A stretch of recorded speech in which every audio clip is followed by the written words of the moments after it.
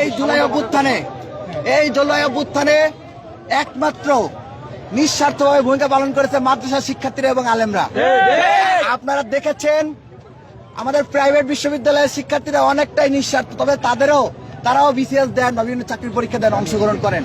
কিন্তু আমাদের মাদ্রাসার শিক্ষার্থীরা আলেমরা তারা কিন্তু কোনো সরকারি চাকরিতে অংশগ্রহণ করে না, কিন্তু পরীক্ষা দেয় না, তাদের কিন্তু কোটার প্রয়োজনীয়তা ছিল না। তারপরও তারা শুধুমাত্র আমাদের দিকে তাকিয়ে আন্দোলনে নেমেছেন, যাত্রা বাড়িতে রক্ত দিয়েছেন, সারা দেশে রক্ত দিয়েছেন, সারা দেশের আন্দোলনে সক্রিয় ভূমিকা পালন করেছেন। এইখানে আমরা দেখতে পাচ্ছি এই দুর্বল আলেম সমাজ মাদ্রাসা শিক্ষার্থীদেরকে দৃষ্টান্তমূলক ভাবে ন্যাক্কারজনক শব্দ চয়ন করেছেন যে তাদের প্রতি যে চাপ আগ্রহ আছে সেগুলো নাকি মাহফুজ আলম দিবে না। এই মাহফুজ আলম, রাষ্ট্র কি তোর বাপের?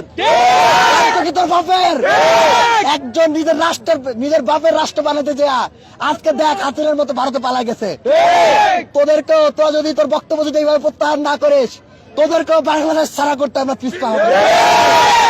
যারা শাহবাগ কায়েম করে তাদেরকে গ্রেপ্তারের কোনো খবর নাই।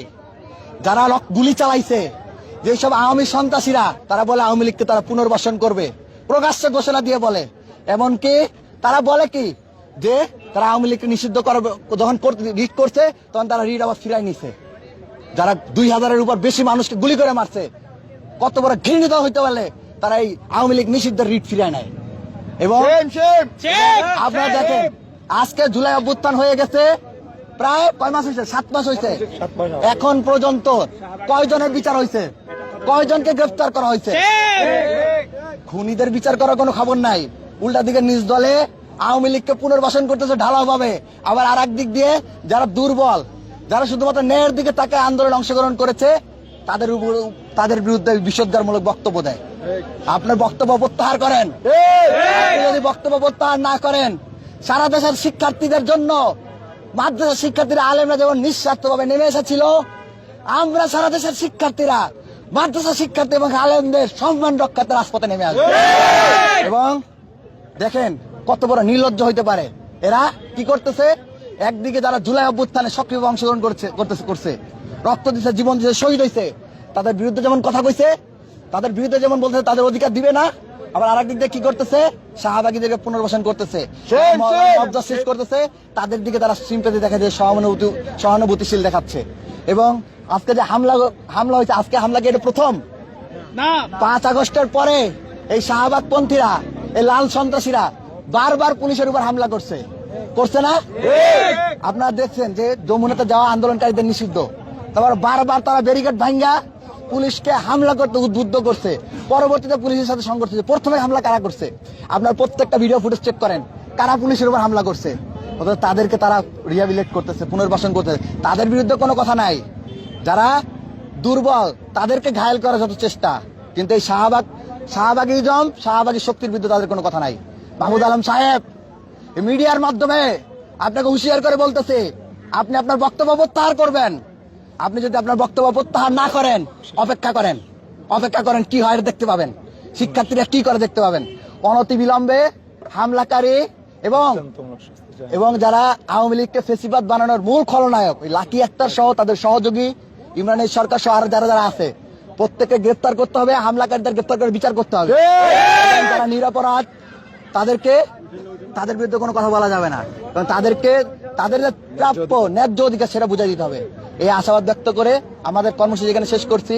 আবারও বলতেছি, অন ক্যামেরা বলতেছি, মাহমুদ আলম সাহেব, আপনি রাখালরাহাত দুর্নীতির সাথে আমরা দেখেছি আপনার নিউজে আপনার সংশ্লিষ্টতা আসছে, এবং আমরা মনে করি আপনি প্রেসারাইজ করার মাধ্যমে ঢাকা পোস্টের নিউজকে প্রত্যাহার করেছেন। আমরা এটাই মনে করি।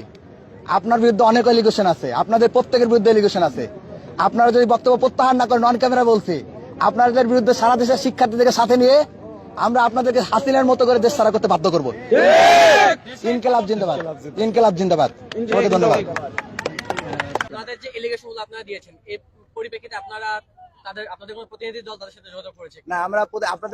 আমি মনে করি রাষ্ট্রের চতুর্থ স্তম্ভ মিডিয়ার সব থেকে বড় প্রতিনিধি। মিডিয়ার মাধ্যমে আমাদের দাবিগুলো আমরা রাষ্ট্র বরাবর পৌঁছে দিলাম। তারা যদি তাদের বক্তব্য প্রত্যাহার না করে এবং যথাযথ ব্যবস্থা গ্রহণ না করে, সেক্ষেত্রে আমরা রাজপথে নেমে আসবো। আমরা মনে করি যারা 24-এর খুনিদের প্রতি সহানুভূতিশীল, তাদের সাথে কোনো ফর্মাল সাক্ষাৎ হইতে পারে না, কোনো ফর্মালিটিস হইতে পারে না। তো আমি মিডিয়ার মাধ্যমে জানাই দিলাম, তারা যদি তাদের বক্তব্য প্রত্যাহার না করে, দুঃখ প্রকাশ না করে এবং এদের দৃষ্টান্তমূলক ব্যবস্থা গ্রহণ না করা হয়, সেই ক্ষেত্রে আমরা ব্যবস্থা গ্রহণ করব। এই ক্ষেত্রে আপনারা কোনো আলটিমেটাম দিচ্ছেন কিনা? আমরা আলটিমেটাম দিনক্ষণ বেঁধে দিচ্ছি না, আমরা বলছি দ্রুততম সময়ের মধ্যে এটা করতে হবে। আমরা দিনক্ষণ বেঁধে দিচ্ছি। যদি এটা না হয় কতদিন না, আমরা দিন বলতেছি না। আমরা তারা যেহেতু জুলাই বুঝছেন আমাদের সহযোদ্ধা ছিল, আমরা যদি একসাথে কাঁধে কাঁধ লাগে সামনে কাতারের ফ্রন্ট লাইনে থেকে যুদ্ধ করে এই হাসিনার বিরুদ্ধে, হাসিনার ফেসিবাদের বিরুদ্ধে লড়াই করেছি, যুদ্ধ করেছি। তো সুতরাং আমরা মনে করি যে তাদের ক্ষেত্রে দিনক্ষণ বেঁধে দেওয়াটা যুক্তিযুক্ত হবে না। তো আমরা এই জন্য দিনক্ষণ বেঁধে দিচ্ছি না। আমরা মনে করি দ্রুততম সময়ের মধ্যে তারা তাদের বক্তব্য প্রত্যাহার করবেন।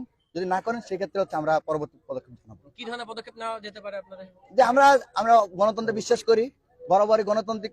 আপনারা দেখেছেন আমরা কিন্তু যারা আজকে হামলা করেছে পুলিশের উপরে বা এই লাকি আক্তার সহ, তারা কিন্তু ঢাকা বিশ্ববিদ্যালয়ের এরিয়ায় এসে মিছিল করেছে। আমরা কিন্তু তাদেরকে বিরুদ্ধে কোনো মব জাস্টিস করিনি, তাদের বিরুদ্ধে কিন্তু আইন হাতে তুলে নেয়নি। আমরা গণতান্ত্রিক উপায়ে আমাদের যখন মনে হয়েছে, আমরা মনে করছিলাম যে রাত 12টার মধ্যে মাহফুজ আলম তার বক্তব্য প্রত্যাহার করে নিবে এবং এই ধরনের কোনো ব্যবস্থা গ্রহণ করা হবে। যখন আমরা দেখছি রাত 12টা পার হয়ে যাচ্ছে, কোনো ব্যবস্থা গ্রহণ করা হচ্ছে না, তখন আমরা কিন্তু গভীর রাত্রে সবাই ঘুম থেকে কিন্তু উঠে চলে আসছে। তো আপনারা দেখতে পাবেন এই গণতান্ত্রিক উপায়ে কিভাবে প্রতিবাদ করতে আপনার 24-এ দেখেছেন, অতীতে দেখেছেন, 52-তে দেখেছেন, 47-এ দেখেছেন, 71-এ দেখেছেন, 90-এ দেখেছেন, আবার দেখবেন কিভাবে গণতান্ত্রিক উপায় করতে হয়। এই যে শাহবাগের ব্যাপারটি নিয়ে একটি পোস্ট করেছে ফেসবুকে, আপনাদের সাথে তাদের কোনো যোগাযোগ বা? দেখুন, হাসান আব্দুল্লাহর পোস্টটা আমি এখনো দেখিনি। আমরা অবশ্যই তারা যদি যারা জুলাই অভ্যুত্থানের ন্যায়ের পক্ষে যে শক্তি ছিল, নিঃস্বার্থ শক্তি ছিল, তাদের সেই শক্তির পক্ষে থাকেন, অবশ্যই আমরা তাদের সাথে যোগাযোগ করবো এবং একসাথে আমরা পরবর্তী কার্যক্রম ঘোষণা করব। আজকে যাদের সাথে পুলিশের হামলা হলো, তা সংঘর্ষের ঘটনা ঘটলো, তারা আবারও পরবর্তীতে আরো কর্মসূচি দিয়েছেন, এই এলাকাগুলোতেই তারা কর্মসূচি পালন করবেন বলেছেন। তো এই ব্যাপারে আপনাদের অবস্থানটা? দেখুন, কর্মসূচি পালন করা সবার গণতান্ত্রিক অধিকার, সবাই কর্মসূচি করতে পারেন জানমালের ক্ষতি না করে। এবং যারা সন্ত্রাসী, যারা হামলার সাথে জড়িত ছিল, তাদেরকে গ্রেফতার করার দায়িত্ব আইনের, পুলিশের। আমরা পুলিশের প্রতি আহ্বান জানাবো, প্রত্যেকের গণতান্ত্রিক রাইট আছে। বাংলাদেশের যারা নাগরিক তারা গণতান্ত্রিক উপায়ে যে কোনো প্রতিবাদ জানাতে পারেন।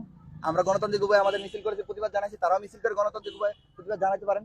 কিন্তু যারা হামলাকারী তাদেরকে গ্রেফতারের দায়িত্ব হচ্ছে পুলিশের। আমরা প্রত্যক্ষ দিবালকের মতো ভিডিওতে দেখেছি, লাইভে দেখেছি কিভাবে পুলিশকে হামলা করা হয়েছে। সুতরাং এর জন্য আলাদা করে সাক্ষ্য প্রমাণের খুব একটা প্রয়োজন নাই। আমরা মনে করি ভিডিওই সবচেয়ে বড় সাক্ষ্য প্রমাণ হতে পারে। সেটার উপর ভিত্তি করে তাদেরকে গ্রেফতার করুন। আর তাদের কোনো বিক্ষোভ মিছিল বা এটা নিয়ে আমরা প্রতিহতের ব্যাপারে কোনো আমাদের বক্তব্য নেই। শুধুমাত্র যারা 24-এর গণহত্যার সাথে জড়িত, তারা ব্যতীত আর কারো গণতান্ত্রিক অধিকারের ব্যাপারে আমাদের কোনো প্রশ্ন নেই। শেষ একটা প্রশ্ন, যে তারা তো কিছু ছবি আজকে সোশ্যাল মিডিয়ায় ভাইরাল করেছে, যেখানে দেখা গেছে যে পুলিশ সদস্য নারীদেরকে মারতেছে, এরকম কিছু ছবি তারা ছড়িয়েছে। দেখুন, আপনি লাইভ ফুটেজ গুলো চেক করলে দেখতে পাবেন যতবার হামলা হয়েছে, যতবার পুলিশের সাথে সংঘাতের ঘটনা ঘটেছে 5 আগস্টের পরে, ম্যাক্সিমাম ক্ষেত্রে আপনি দেখতেন যারা এই যে এই গোষ্ঠীটা আছে, একটা গোষ্ঠী, একটা গ্রুপ অফ পিপল, এই গ্রুপ অফ পিপল নিজেরা শতপ্রণোদিত হয়ে প্রথমে পুলিশের উপর হামলা করেছে, পুলিশকে অ্যাকশন নিতে বাধ্য করেছে। আমরা বেশিরভাগ ক্ষেত্রে দেখছি। আমরা বলছি না যে পুলিশ সম্পূর্ণ কি নিরপরাধ বা শতভাগ তারা এই যে নিরপরাধ এটা বলতেছি না, কিন্তু ম্যাক্সিমাম ক্ষেত্রে মানে যতগুলো ঘটনা ঘটছে 5 আগস্টের পরে, শতভাগ যে পুলিশ সবসময় ঠিক সেটা আমরা বলছি না। তো ম্যাক্সিমাম ক্ষেত্রে আমরা দেখতে পেয়েছি যে প্রথমে হামলা করা হয়েছে, পরবর্তীতে পুলিশ বাধ্য হয়েছে বা লাঠিচার্জ করার জন্য। তো প্রথমে যারা হামলা করছে তাদেরকে ব্যবস্থা করতে হবে এবং অন্যায়ভাবে যদি কোনো পুলিশ সদস্য তার উপর হামলা করে থাকে অন্যায়ভাবে, তাহলে সেই পুলিশ সদস্যের বিরুদ্ধে ব্যবস্থা করতে হবে। লাকি আক্তারের ব্যাপারে শেষ দুইটা কথা। যে লাকি আক্তার কে? লাকি আক্তার হচ্ছে হাসিনা বানাইছে কে? সহযোগিতা করছে কে? ফেসিবাদ, হাসিনার ফেসিবাদকে শক্তিশালী করছে কে? আমরা বারবার বলছি হাসিনাকে ফেসিবাদে বানানোর অন্যতম খলনায়ক এবং প্রধানতম খলনায়ক হচ্ছে এই শাহবাগিজম, লাকি আক্তার, গংরা। তো তারা যে হাসিনাকে সহযোগিতা করছে এবং 24শে জুলাই তার ভূমিকা করি, তারা তো 24-এর ছাত্র সমাজ রক্ত দিয়েছে, তাদেরকে তো আমরা দেখিনি। তো তাদেরকে বের করতে হবে, তাদের যে অপরাধগুলো রয়েছিল হাসিনাকে বানানোর সহযোগী হিসেবে সেটার বিচার করতে হবে, সেটাই আমরা জানাচ্ছি। ধন্যবাদ। ওই শাহবাগীরা তাকিয়ে দেখো, আমাদের ভাইরা অবস্থায়